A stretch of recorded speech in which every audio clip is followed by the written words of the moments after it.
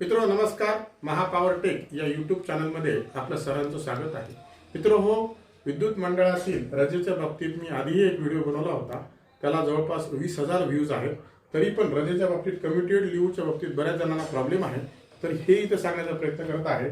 तर कम्युटेड लिव्ह म्हणजे परिवर्तित रजा. काही ठिकाणी ह्याला मेडिकल लिव्ह पण म्हणतात. संपूर्ण सेवा काळात परिवर्तित रजा ही फक्त 180 दिवसच मिळते आणि ही कमी कमी होत राहते. त्यामुळं इन्कॅशमेंट रिटायरमेंटच्या वेळेस इन्कॅशमेंटला आपल्याला कमी रक्कम मिळते. त्यामुळं बऱ्याच जणांचा संभ्रम आहे की मला कमी रक्कम कशामुळे मिळते.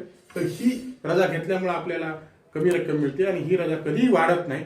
तर ही रजा घेताना आपण विचारपूर्वक रजा घ्यावी, एवढंच हा व्हिडिओचा उद्देश होता. बाकीची EL वगैरे रजा जी असते ती वाढत असते, कमी होत असते. ही रजा कधीही वाढत नाही, एवढंच सांगायचं होतं. एवढं बोलून मी माझे 2 शब्द संपवतो. धन्यवाद. मित्रो, व्हिडिओ कसा वाटला व महापॉवर टेकला चॅनलला सबस्क्राईब करू.